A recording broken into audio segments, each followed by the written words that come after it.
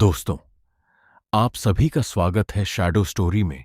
इस चैनल पर मैं आपको ऐसे पैरानॉर्मल इंसिडेंट और एक्टिविटीज के बारे में बताता हूं जो हमारे सब्सक्राइबर हमारे साथ शेयर करते हैं। तो अगर कभी आपके साथ कोई पैरानॉर्मल इंसिडेंट हुआ हो तो आप उसे रिकॉर्ड करके भेज सकते हैं। मैं उसे अपनी आवाज में नरेट करूंगा। दोस्तों, आज एक ऐसे टॉपिक की बात होने वाली है जो हर इंसान की जिंदगी में कभी न कभी होती है या होने वाली है। शादी एक ऐसा टॉपिक है जहां पर दो परिवार एक होते हैं, दूल्हा दुल्हन एक हो जाते हैं और फिर बहुत सारी चीजें उनकी जिंदगी में बदल जाती हैं। आज के रियल इंसिडेंट में हमारे सामने कुछ ऐसी बातें आईं जिन्होंने हमें भी चक्कर खाने पर मजबूर कर दिया। ये पूरा रियल इंसिडेंट हमें शेयर किया है आयान ने। आयान, जो अभी भी राजस्थान में ही रहते हैं, और ये पूरा रियल इंसिडेंट हुआ उनकी मम्मी के साथ 1990 में। उनकी मम्मी सिर्फ 14 साल की थी और आपको पता है कि पहले के टाइम में जल्दी शादियां कर दिया करते थे।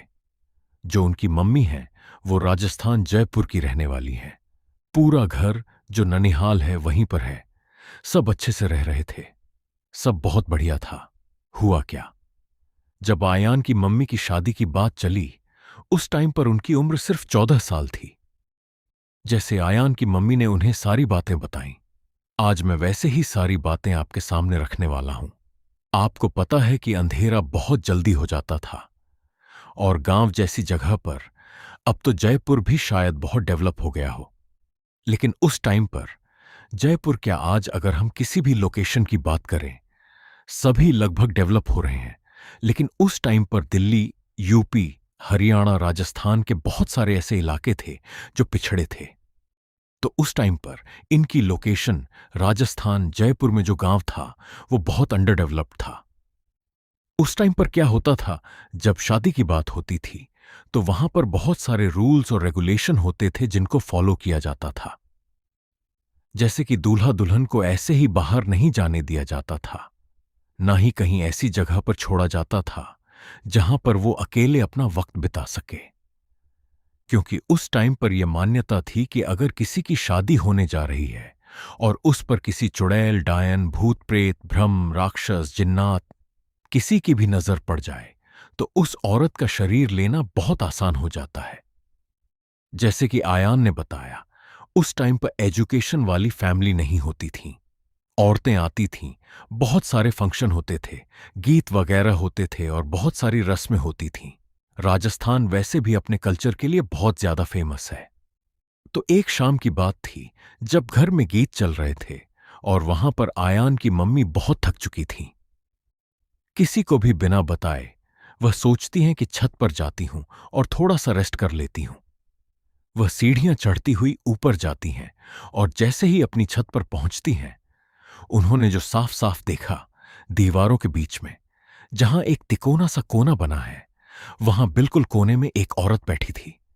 उस औरत के लंबे लंबे बाल थे और एकदम डरावनी सी शक्ल थी। जैसे वो बैठी हुई थी, उसका सिर उसके घुटनों के बीच में था। अब ये चीज देखकर आयान की मम्मी को लगा कि कोई ताई या चाची होगी। गर्मी का वक्त है, राजस्थान जैसी जगह है, शायद कहीं से आई होंगी और लू लग गई होगी। उनका दिमाग इतना ही चला। उन्हें नहीं पता था कि कोई भूत प्रेत हो सकता है या कोई ऊपरी चीज हो सकती है। आयान की मम्मी जाती हैं और खाट पर लेट जाती हैं, आंखें बंद कर लेती हैं। अब जैसे ही उन्होंने आंखें बंद की तो उन्हें छाती पर एकदम से वजन महसूस हुआ। ऐसे लगा जैसे कोई छाती पर आकर बैठ गया हो और वजन बढ़ता ही जा रहा हो। आंख खुलते ही जब सामने देखा तो वही औरत थी, वही कपड़े पहने हुए जो वहां बैठी थी। अब आयान की मम्मी के ऊपर चढ़ी हुई थी और ऐसा लग रहा था जैसे अभी कच्चा चबा जाएंगी। यहां पर जो हुआ, आयान की मम्मी ने कुछ सेकंड देखा, समझने की कोशिश की और फिर जैसे इंसान की बॉडी रिएक्ट नहीं कर पाती, सदमा लगते ही उन्होंने अपना शरीर छोड़ दिया। मतलब वो बेहोश हो गईं। अब पूरी रात गीत वगैरह चलते रहे और सब अपने अपने जाकर सो गए। तो सुबह 9:30 या 10 बजे उन्हें उठाने की कोशिश की जा रही थी और मम्मी जी को पता ही नहीं था कि हो क्या रहा है। जब उनकी आंख खुली तो उन्होंने देखा कि नाना नानी और आसपास के लोग सब उन्हें उठाने की कोशिश कर रहे हैं, लेकिन उनकी आंख खुल ही नहीं रही थी। बड़ी मुश्किल से आंख खुली। उन्हें उठाया गया। उनसे पूछा गया कि क्या हो गया था। उन्हें पिछली रात का अभी तक कुछ याद नहीं था, जैसे एक सदमा आया और चला गया। तो नाना नानी को लगा कि ठीक है, फंक्शन चल रहे हैं, बहुत ज्यादा थकावट हो रही है, लड़की आकर सो गई होगी। रात में इतना सब कुछ हो रहा था कि उन पर किसी का ध्यान ही नहीं पड़ा। तो नानी जी ने बोला कि बहुत सारे रिश्तेदार हैं, एक एक करके सब नहाएंगे, बहुत सारा काम है, तू फटाफट नहा ले और तैयार हो जा। आयान की मम्मी नीचे जाती हैं, नहाती हैं और काम में लग जाती हैं। डेली का रूटीन था पूजा पाठ करना, मंदिर में बैठना, हनुमान चालीसा पढ़ना और जो जो भगवान को मानते थे उनकी पूजा होती थी। नानी जी एक चीज नोट कर रही थी कि आयान की माताजी ना तो मंदिर में आ रही हैं, ना किसी से बात कर रही हैं। वो पूरे घर में उखड़ी उखड़ी घूम रही थी। ऐसा लग रहा था जैसे उसी चीज का रिस्पॉन्स दिया जा रहा हो जो पूछी जा रही थी। फिर क्या हुआ? जब तक नानी जी समझ पाती कि क्या हुआ है, वहां पर पोजेशन आ गया। पोजेशन भी ऐसा कि इंसान की आवाज बदल जाए नहीं। यहां पर कुछ अलग ही हुआ और वो बहुत ज्यादा डरावना था। वहां सब बहुत बुरी तरह डर गए, क्योंकि इस तरह का पोजेशन या ऊपरी चीज किसी ने देखी ही नहीं थी। दोपहर का वक्त था, लगभग 2 या 3 बजे होंगे। उसी टाइम पर आयान की माताजी अचानक जानवरों की तरह चिल्लाना शुरू करती हैं। पता नहीं कैसी अजीब सी आवाज थी। फिर उसी जानवर जैसी आवाज में रोना शुरू कर देती है। नाना नानी 1 सेकंड में समझ गए कि हुआ क्या है, लेकिन चुप कैसे कराया जाए ये समझ नहीं आया। वहां पर हनुमान चालीसा गाय कुछ रिश्तेदार समझाने की कोशिश कर रहे थे, लेकिन आयान की मम्मी किसी के संभाल में नहीं आ रही थी। जो भी ये सब देख रहा था, सबकी हालत खराब हो गई। नाना जी समझदार थे। जब सारी औरतें मिलकर आयान की मम्मी को संभाल रही थीं, तो वह फटाफट उठे और जो सबसे करीबी मंदिर था, वहां के पुजारी को ले आए। पुजारी जैसे ही अंदर घुसे और उन्होंने आयान की माताजी की तरफ देखा, उनके रोंगटे खड़े हो गए। उन्होंने शायद चेहरे में कुछ ऐसा बदलता हुआ देखा था। पुजारी ने हाथ खड़े कर दिए और कहा कि यह उनके बस की बात नहीं है, ये चीज वह नहीं कर पाएंगे। उन्होंने सलाह दी कि किसी बड़े तांत्रिक, मौलवी या अघोरी को बुलाओ जो उतारा कर सके, क्योंकि यह कोई छोटी मोटी चीज नहीं है। अब सब समझने की कोशिश कर रहे थे कि चल क्या रहा है, हुआ क्या है, आयान की मम्मी को क्या हो रहा है। तब वह चिल्लाने लगी, मेरे साथ क्या हुआ, मुझे कौन मार रहा है, मुझे क्या हो रहा है। और ये कहते कहते अचानक बेहोश हो गईं। उठी, इधर उधर देखा और फिर से चिल्लाना शुरू कर दिया। इतने में नाना जी ने पता किया कि उनके घर से 10 किलोमीटर दूर दूसरे गांव में एक मौलवी रहते हैं, जिनके बारे में कहा जाता था कि वह बहुत सी चीजों का उतारा कर देते हैं। नाना जी ने क्या किया? जैसे ही मम्मी जी उठी, उन्हें वैसे भी नहीं ले जाया जा सकता था। उस टाइम पर बाइक नहीं थी, गाड़ी नहीं थी। तो नाना जी फटाफट सरपंच के पास भागे और गांव में जो 1-2 बाइक थीं, उनमें से एक सरपंच के पास थी। उन्होंने कहा कि लड़की के अंदर दिक्कत आ गई है, शादी है। सरपंच ने 1 सेकंड नहीं लगाया और चाबी पकड़ाते हुए बोला कि बच्ची गांव की है, जितनी जल्दी हो सके करो। सरपंच से चाबी ली गई, बाइक स्टार्ट की गई और नाना जी फटाफट मौलवी जी के पास पहुंचे। जब पहुंचे तो शाम के 6 बजे हो रहे थे। परेशानी ये थी कि यह अजान का वक्त था। मौलवी ने सीधा बोल दिया कि मुझे पता है आपके घर में बहुत बड़ी दिक्कत है, लेकिन मैं 7:30 बजे से पहले नहीं आ पाऊंगा, क्योंकि अनजान का वक्त है और मुझे उसमें शामिल होना पड़ेगा। तो नाना जी वहीं इंतजार करते रहे। 7:30 बजे मौलवी को बाइक पर बैठाकर घर लाया गया। घर में तब तक काफी कुछ हो चुका था और नाना जी को इसका अंदाजा नहीं था, लेकिन मौलवी बाइक पर आते आते अपनी बातों से समझ गए थे कि लड़की का वजन एक दिन में बहुत कम हो गया है और उसके अंदर कोई आत्मा जानवरों की तरह खेल रही है। मौलवी घर में पहुंचे। जैसे ही अंदर घुसे, आयान की मम्मी ने सामान फेंकना शुरू कर दिया। चिल्लाना शुरू कर दिया और किसी के भी काबू में नहीं आ रही थी। मौलवी ने जमजम का पानी फेंका, दुआएं पढ़नी शुरू की और पूछा, मुझे बस इतना बता दे, कौन है तू? कौन है, इससे पहले कि मैं तुझे कैद कर लूं।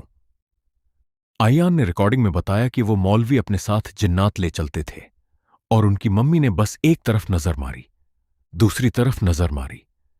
ऐसा लग रहा था जैसे मौलवी के साथ जिन्नातों की पूरी भीड़ आई हो। फिर आयान की मम्मी एकदम से नीचे बैठ गईं और बताने लगीं कि मैं और कोई नहीं हूं, इन्हीं के घर की बड़ी मम्मी हूं, प्रेत योनि में चली गई हूं। अब सब हैरान, घर के रिश्तेदार भी हैरान, क्योंकि यह औरत तो बहुत साल पहले मर चुकी थी। मौलवी ने नाना जी से पूछा कि हुआ क्या था। नाना जी ने बताया कि हमारे दूसरे वाले घर में अपने परिवार के साथ रह रही थी, तबीयत खराब हुई और उनकी मौत हो गई। तो वह जो आत्मा थी जो आयान की मम्मी के शरीर में आई थी, वो चिल्लाने लगी कि मैं मरी नहीं थी, मुझे मारा गया था। मेरा पति मुझे दिन रात पीकर मारता था, सबको पता था, लेकिन कोई रोक टोक नहीं करता था। रिश्तेदारों ने भी माना कि उन्हें इस बारे में कुछ पता था, लेकिन कोई कुछ कर नहीं पाया। पता चला कि बड़ी मम्मी को बहुत प्रताड़ित किया गया था, इसलिए उनकी आत्मा इतनी क्रूर हो गई थी। वही आत्मा आयान की मम्मी के शरीर में आ गई थी। फिर मौलवी ने पूछा कि शरीर में कैसे आई, तो उन्होंने बताया कि वह काफी समय से इनके घर में आना चाहती थीं, इन पर हावी होना चाहती थीं, लेकिन घर में स्थापित गणेश भगवान उन्हें रोक रहे थे। जब आयान की मम्मी छत पर गईं और वहां कोने में बैठी उस आत्मा को देखा, तब उन्होंने उसे नहीं पहचाना। उस आत्मा ने देखा कि यह बहुत शरीफ और कमजोर लड़की है, आसानी से दब जाएगी, तो उसने उसे कब्जे में ले लिया। मौलवी ने कहा कि जितनी जल्दी हो सके शरीर से निकल जाओ। 5 से 6 मिनट तक यही चलता रहा कि मैं नहीं जाऊंगी। आखिर मौलवी ने एक ताबीज दिया और कहा कि इसे बांध दो। उसके बाद मामला शांत हुआ। अगली सुबह फिर उन्हें मौलवी के पास ले जाया गया। इस बार भी बाइक का इंतजाम सरपंच ने कराया। बड़े मामा आगे बैठे, छोटे मामा पीछे बैठे और बीच में मम्मी जी को बैठाया गया। जब वे मौलवी के घर पहुंचे तो मम्मी जी ने गेट पर लात मार दी। गांव के लोग बाहर निकल आए। फिर दोनों मामा उन्हें अंदर ले जाने की कोशिश करने लगे, लेकिन मम्मी जी ने गेट पकड़ लिया और दोनों पर झपटने लगीं। किस्मत अच्छी थी कि दोनों मामा समय रहते बच गए। धक्का मुक्की में मम्मी जी का पैर मौलवी के घर की सीमा के अंदर चला गया और उसी समय वह आत्मा बाहर निकल गई। मम्मी जी अंदर आकर बेहोश हो गईं। मौलवी ने देखकर कहा कि बहुत भारी एंटिटी है। उन्होंने बताया कि इस आत्मा को बहुत प्रताड़ित किया गया है, इसलिए ये इतनी क्रूर बन चुकी है, पूरी तरह खत्म करना आसान नहीं होगा। फिर उन्होंने क्रिया की, अपने जिन्नात बुलाए, उस एंटिटी को पकड़ा और मम्मी जी को एक ताबीज दिया। बड़ी मम्मी की आत्मा को बुलाया गया। उससे वचन लिए गए कि अब वह उन्हें तंग नहीं करेगी। उसे भोग दिया गया, जो जो चीजें उसने मांगी थीं दी गईं। फिर वचन लिया गया कि अगर इसने कभी नॉनवेज खाया या शराब को हाथ लगाया तो वह उसे मार देगी। वचन लेकर आयान की मम्मी को वहां से भेज दिया गया। अब सबको लगा कि फाइनली सब ठीक हो गया। कुछ साल बीत गए। आयान 5 से 6 साल के हो गए। पहले गांव में बहुत अच्छी चीजें होती थीं।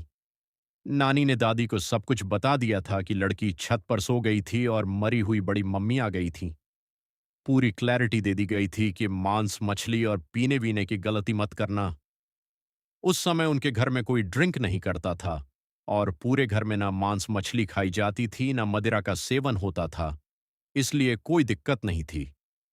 लेकिन बहुत साल बाद एक शाम लगभग 7:30 से 8 बजे के बीच, जब खेतों और तबेले का काम चल रहा था, अयान की मम्मी बच्चों को दादा दादी के पास छोड़कर काम कर रही थीं। इनके पापा महाराष्ट्र में काम के लिए गए हुए थे। काम करते वक्त उन्हें एक दारू की बोतल दिखी। उन्होंने उसे उठाकर फेंक दिया और उसकी कुछ बूंदें उनके हाथ पर गिर गईं और उसी पल फिर से पोजीशन आ गया। आयान की मम्मी भागती हुई घर की तरफ आईं और चिल्लाने लगीं, मेरे अंदर फिर आ गई, मेरे अंदर फिर आ गई। और इस बार बड़ी मम्मी की आत्मा जोर जोर से चिल्ला रही थी, मैं आ गई, अब लेके जाऊंगी। वचन दिया था ना, वचन तोड़ा है, अब नहीं छोड़ूंगी। दादी और दादा एक सेकंड में समझ गए कि वही गलती हो गई थी जिससे मना किया गया था। सबसे बड़ी मुश्किल थी कि पापा घर पर नहीं थे। पापा महाराष्ट्र में थे। मौलवी के पास ले जाना भी दूर था और फोन भी नहीं था। तो उस वक्त हनुमान चालीसा चलाई गई। जब भूत परेशान कर रही थी तो देखा गया कि हनुमान चालीसा से मम्मी जी कुछ कंट्रोल में आ रही थीं। फिर पता चला कि 34 किलोमीटर के अंदर एक सिद्ध बाबा रहते हैं जो इन चीजों का उतारा करते हैं। दादा फटाफट उठे, बड़े चाचा को आगे बैठाया, छोटे चाचा को पीछे बैठाया, बीच में मम्मी जी को बैठाया और बाबा के पास ले गए। वहां भीड़ थी, लेकिन जैसे ही अयान की मम्मी ने जानवरों जैसी आवाज निकाली और रोना शुरू किया, आधे लोग इधर उधर हो गए। फिर बाबा जी के सामने बैठते ही उन्होंने एक पोटली पकड़ाई। उसके अंदर कोई राख जैसी चीज थी। अयान की मम्मी ने आंखें मींची, फिर एकदम से इधर उधर देखा और बोली, वो आ गई। पार्ट 2 जल्दी ही आने वाला है, तो प्लीज चैनल को सब्सक्राइब कर ले।